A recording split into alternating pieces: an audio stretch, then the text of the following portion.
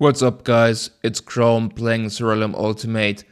We are now going over a pretty devastating Bonespear Waspid build, or let's say Waspids that are shooting Bonespears. However, I have to point out that I was fighting Muse plenty of times in a row, but after 20 fights the game crashed. So that is certainly not on camera. In addition, when I lost more and more fights at Muse, I was implementing some anointments which I wouldn't use normally to increase my win chance. Yeah, however, let's go over the build in the planner. So we are using the Tribalist specialization, which has quite some stat gainings and some reviving mechanisms via resurrections. Now the rather bad news is, when I came back a moment ago to this build, I realized I don't have every anointment unlocked. But the rather good news is that these are just about more immunities, so I will just let these slots free so we don't get a different picture of what I initially had in mind with some alternatives. So let's start from the top and just go over the important stuff. Crazy idea, will this one let cast a random spell at the start of each enemy's turn if this one is dead.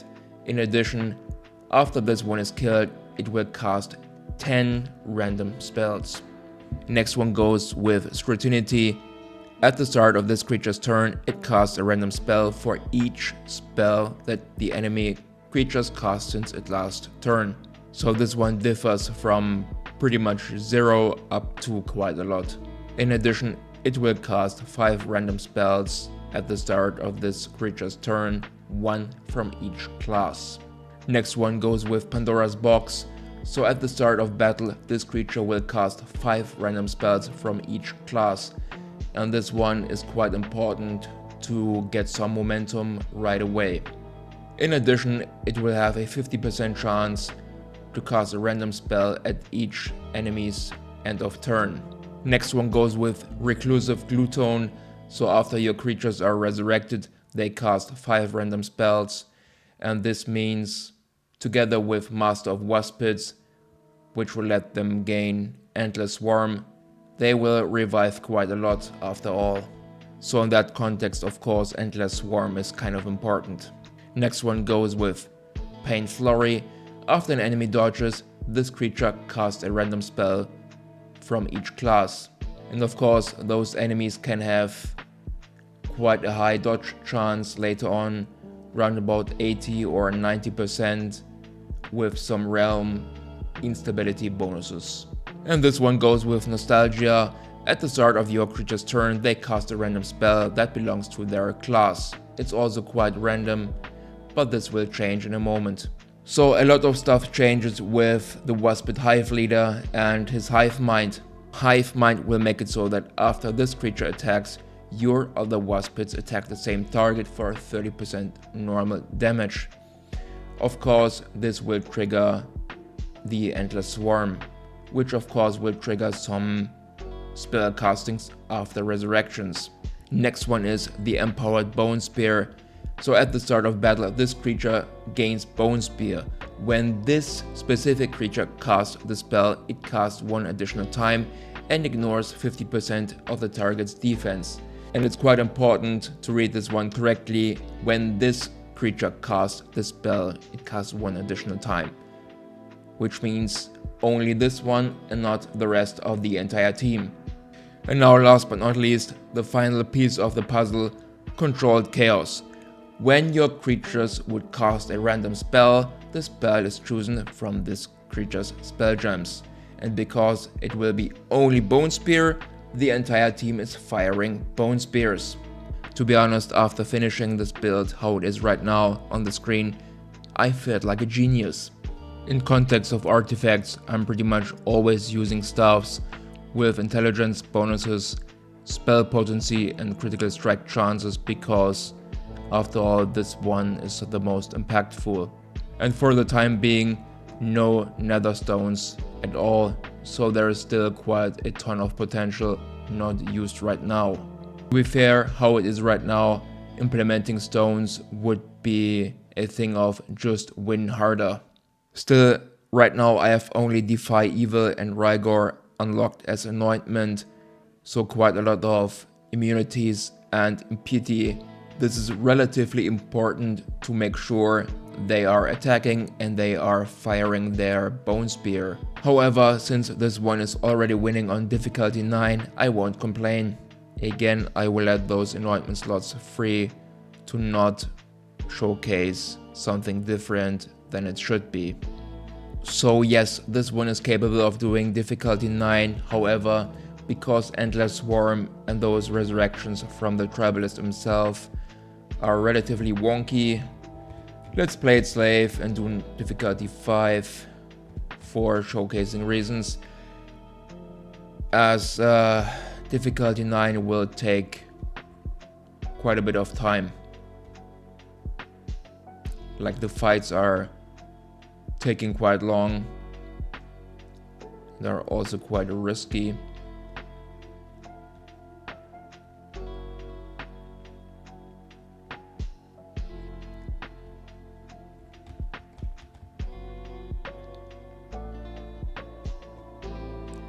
There I have scorned, cannot attack, which would not be the case with some immunities.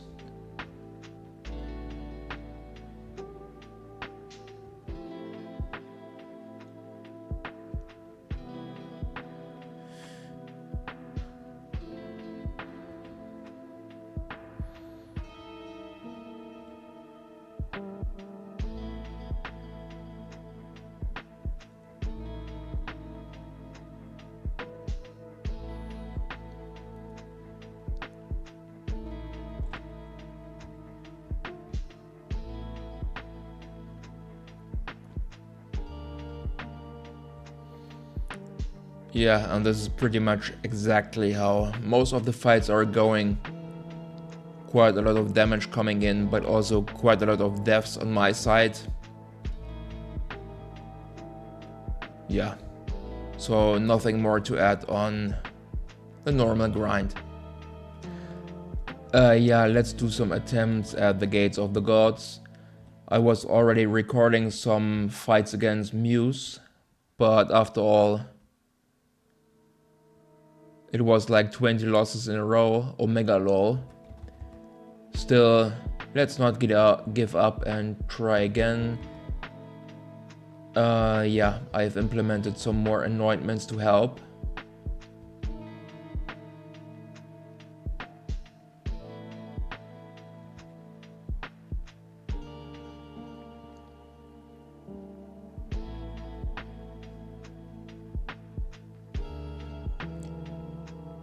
Okay, yeah, first try after the crash, Omega lol.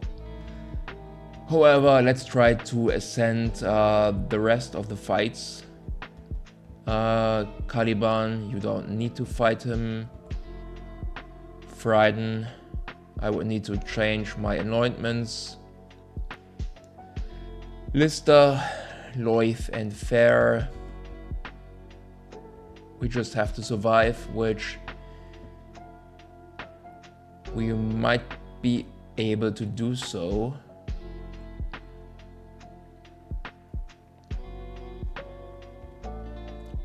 Of course, this one is not taking damage.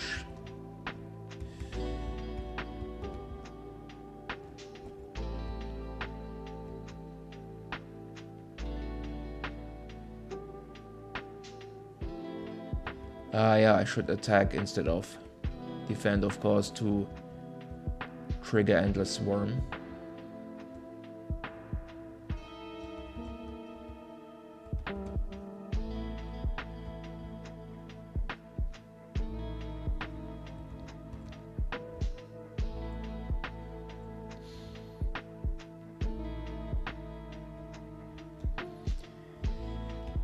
Here we go.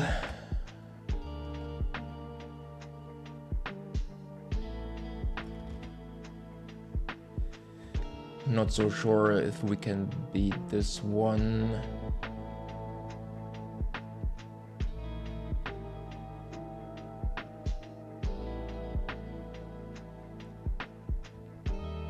Well, there's that.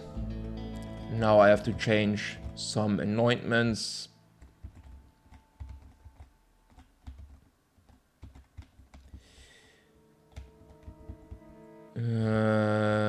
What was it? Shadowbringer. Enemies always have blighted.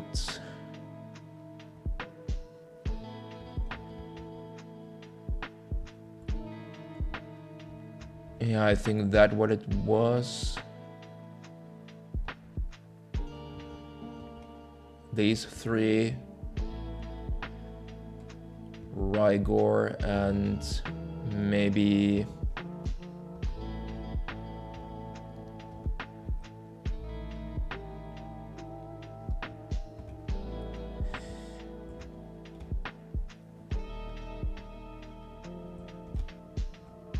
deactivate this one for a moment for greater healing.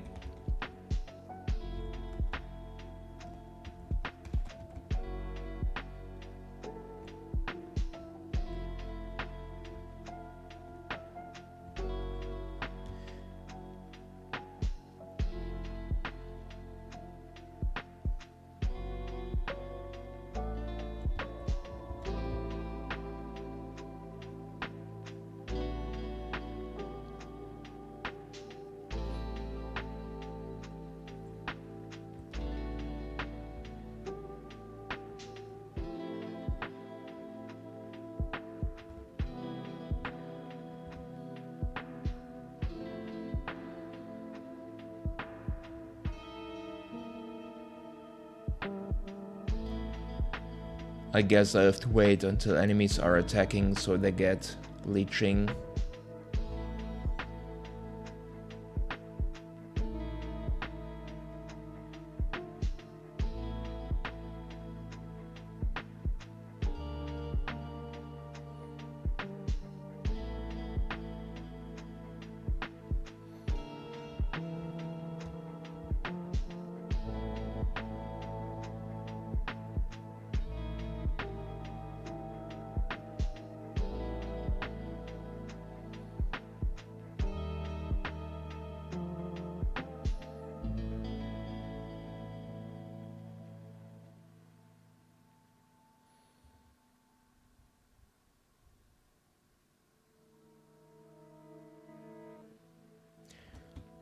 I guess I'll just add it to the winning moment.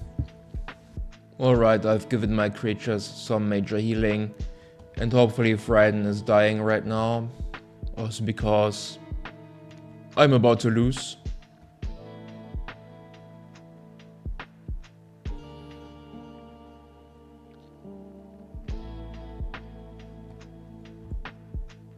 Now this better works.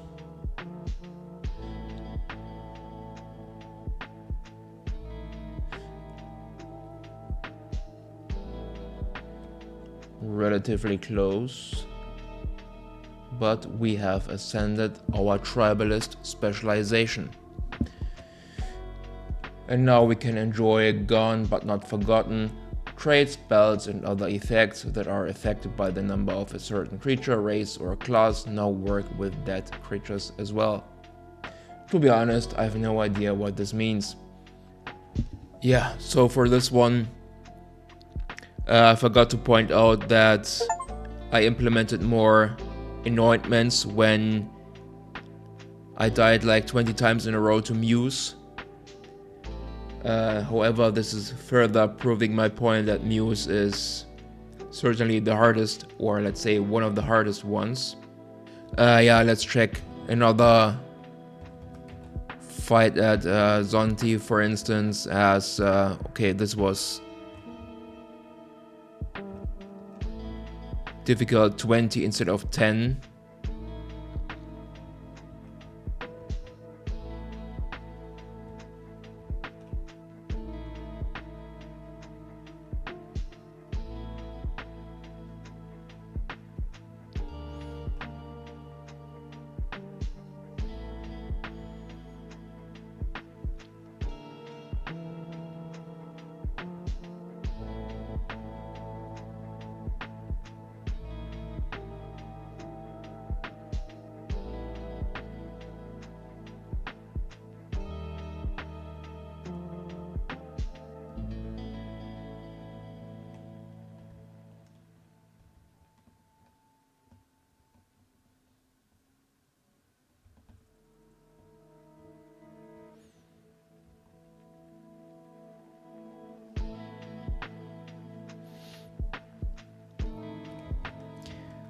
Okay, let's go again on the true difficulty.